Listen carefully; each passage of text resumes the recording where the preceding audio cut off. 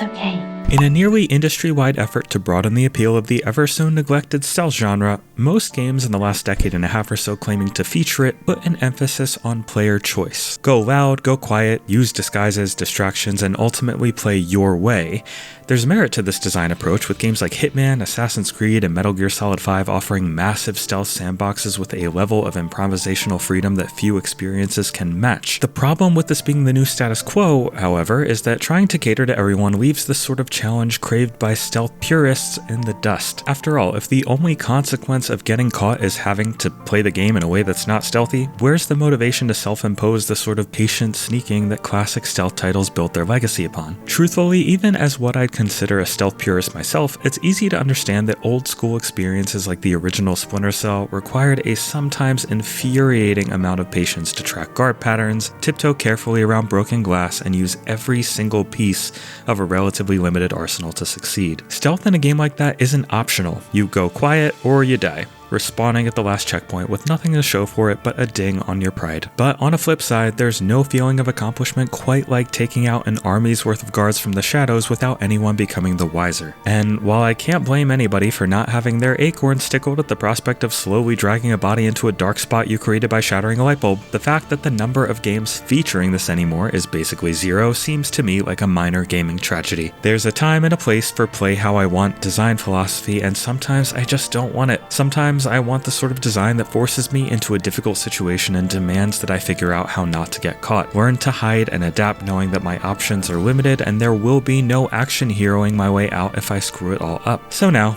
I'll take a step off my soapbox and introduce you to quite possibly my favorite stealth game in years, Eriksholm: The Stolen Dream. I'll see you tonight, okay? Yeah.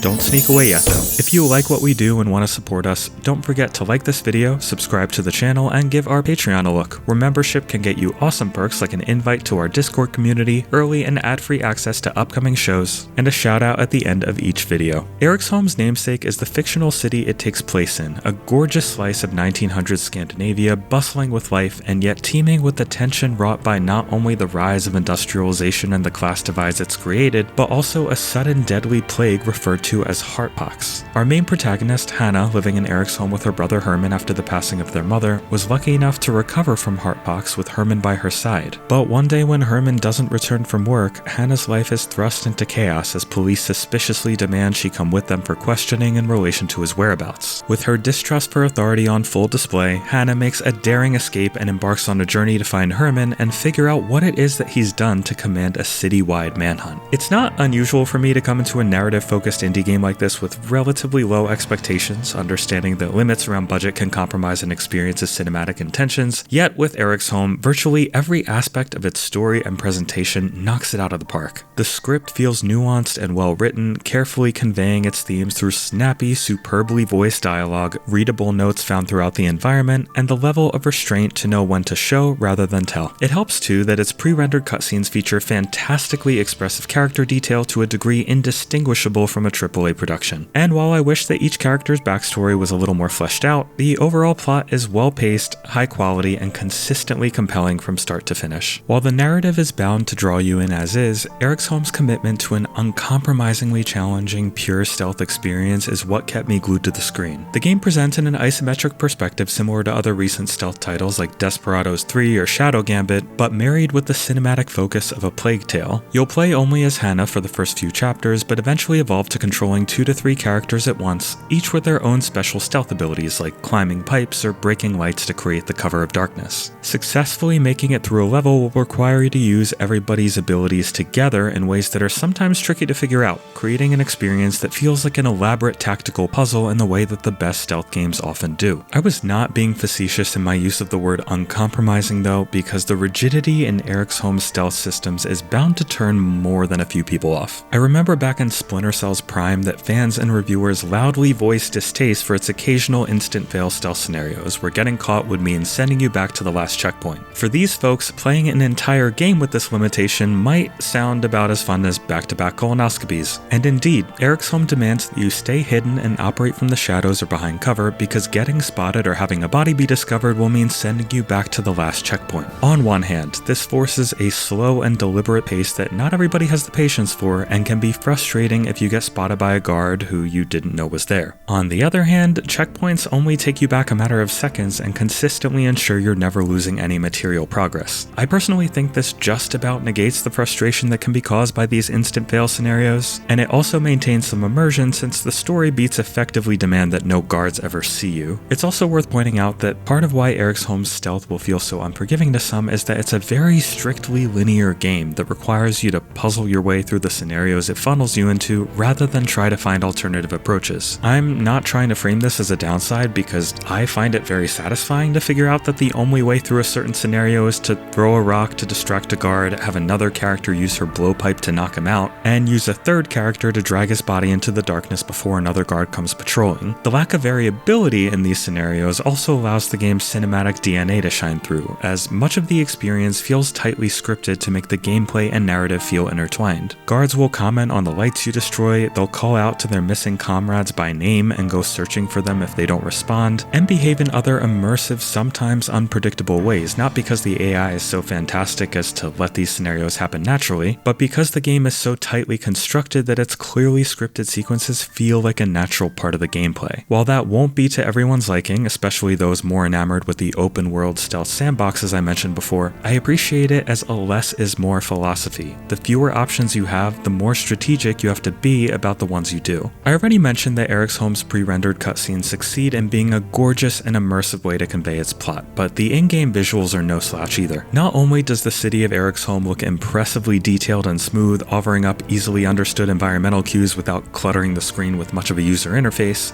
but I was incredibly impressed by its technical performance. Other than one crash I had very early in the game, talking like first 20 minutes, the entire thing ran smoothly even on the Steam Deck, though I needed to lower settings to medium in order to get a frame rate that hovered between 45 to 60 FPS most of the time. If anything bugged me about the visuals, it's that the limited amount you can zoom the camera in and out feels oddly restrictive and makes playing on a small screen like the Steam Deck make me want to squint sometimes. It was still exceptionally playable and I managed to play at least half the game on Steam Deck alone, but know that those of you with reading glasses might want to break them out if you want to play on a smaller screen. While Eriksholm has high quality sound design and pretty decent music, it's impossible not to re-acknowledge how much its voice actors steal the show. Every character down to guards voices their lines with the utmost conviction, ensuring the game never once fumbles its cinematic ambitions. It took me just under 11 hours to roll credits on Eriksholm: A Stolen Dream, and that felt like an appropriate amount of time to do justice to the story it wanted to tell. There's an option to revisit each of its 8 chapters from the main menu, but given the strict linearity of its gameplay, there isn't much reason to replay unless you want to go after any collectibles or readable notes you missed at the time. But while I don't feel much reason to return to Hanna's journey now that I'm done, its focused approach to stealth fulfilled a need in me that almost no games manage to offer in this day and age. And while its rigid design and restrictive camera can sometimes make it fumble, overall this is a treat for any stealth fans that want an experience they won't soon forget. On our rating scale from the deplorable indie Krampus all the way up to the essential Golden Genie, Eriksholm: The Stolen Dream is a great game that earns itself the silver genie lamp of approval.